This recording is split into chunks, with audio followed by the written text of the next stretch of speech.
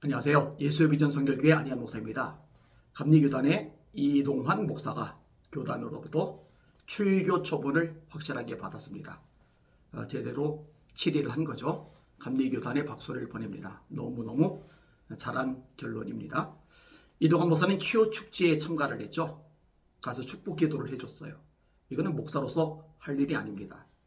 가끔 이상한 소리를 하는 사람들이 있어요. 왜 자꾸 동성애만 가지고 뭘 하느냐. 다른 죄들도 있지 않느냐. 예, 다른 죄들도 있죠. 근데 왜 동성애를 가지고 이야기를 하느냐? 간단합니다. 우선은 창조 질서를 거역하는 것이기 때문입니다. 남자와 남자, 여자와 여자. 이거는 창조 질서에 어긋나요. 남자가 부모를 떠나 여자와 연합하여 둘이 한 몸을 이룰지로다. 이게 하나님의 말씀이거든요.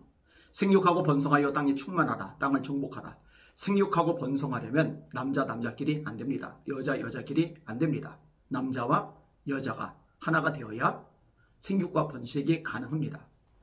가뜩이나 저출산 국가로 인구 절벽에 도달한 대한민국, 세계에서 가장 빨리 소멸하는 나라로 알려진 대한민국인데 동성애 퍼지면요 나라 끝나는 거죠.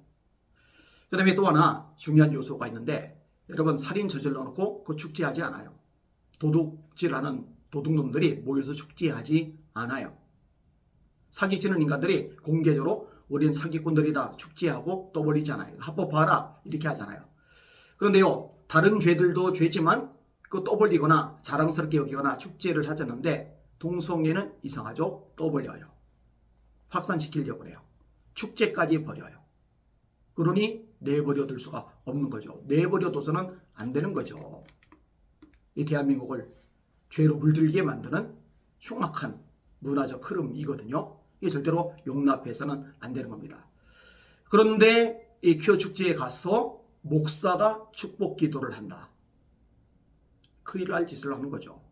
그래서 2020년 감리교단 경기위원회에서 정직 2년이라는 판결을 내렸어요. 그러면 좀 자숙해야 되잖아요. 회개해야 되잖아요. 정신 바짝 차리고 이제는 그런 어리석은 짓 하지 말아야지 해야 되잖아요. 그런데 이게 반복이 되는 거예요. 또 이어지는 거예요. 그러니까 어떻게 돼요? 출교 조치를 당했죠. 이 출교 조치에 반발을 해서 항소를 했더라고요. 그 항소가 기각됨으로써 출교가 확정이 된 겁니다.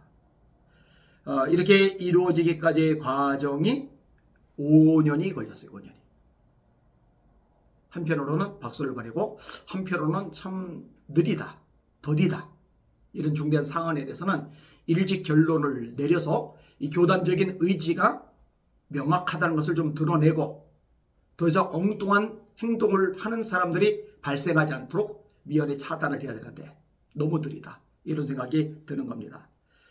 그런데요, 이 일에 박수를 받아야 될 분들이 있어요. 설호진 목사님 외 7분입니다. 이 설호진 목사님과 7분은요, 교단에 문제 제기를 한 거예요. 기감 경기위원회에다가. 그래서 이 고발이 받아들여져서 지금과 같은 결론이 나오게 되었던 겁니다. 이게 지금 우리가 사는 세상의 모습입니다. 하나님의 말씀에 목숨을 걸고 이 말씀을 가르치는데 온 힘을 다해야 될 목사조차 하나님의 말씀에서 죄라고 규정한 것을 가서 축복해주는 이 처참하고 비극적인 현실. 이번 이동환 목사 출교권을 계기로 각 교단별로 이런 부분에 대해서 명확한 입장 표명이 있기를 원합니다. 그리고 단호한 처리 과정이 있기를 소원합니다. 그런데 여기서 이제 더 다뤄야 될 게 있어요. 뭐냐면 NCK죠. WCC죠. 여러분 아시죠? WCC는 동성애 차별금지법에 대해서 우호적인 입장이죠. NCK는 차별금지법을 제정해야 된다고 공식적으로 성명을 발표했을 만큼 동성애에 대해서, 차별금지법에 대해서 우호적이죠. 이런데 왜 들어가 있어요? 여기 들어가 있는 교단들이 결론을 내려야 됩니다. 통합교단 결론 내려야 됩니다. 감리교단 결론 내려야 됩니다. 사실은 그 외에도 여러 교단들이 좀 있지만 이 통합교단과 감리교단이 주류 교단이고 가장 세력이 크고 재정도 짱짱합니다. 이 통합교단과 감리교단만 제대로 목소리를 내거나 아니면 NCCK에서 이탈을 해버리면 NCCK는 그 자체로 유명무실해집니다. 아무런 영향력을 발휘하지 못하는 힘없는 단체로 전락을 하게 되는 거예요. 그러니까 이 두 교단이 책임지고 목소리를 내줘야 됩니다. 앞장서주고 또 선한 싸움을 싸워줘야 됩니다. 부디 교계 중심에 계신 분들이 이 역할을 해주시길 바랍니다. 그 다음에 각 교단이 이단 사이비 대책위원회가 있잖아요. 이런 위원회에서도 이 부분에 대해서 짚고 넘어가야 됩니다. 왜 잠잠한지 모르겠어요. 타 종교에도 궁극적인 실체가 있다. 없어요. 구원은 오직 예수님 뿐입니다. 궁극적 실체는 오직 예수님 한 분 뿐입니다. 타 종교와 함께 예배하는 법을 연구해야 된다. 안 됩니다. 예배는 철두철미하게 성부, 성자, 성령, 삼일체 하나님께만 예배를 드려야 됩니다. 그 외에 어떤 대상도 예배의 대상이 되어서는 안 됩니다.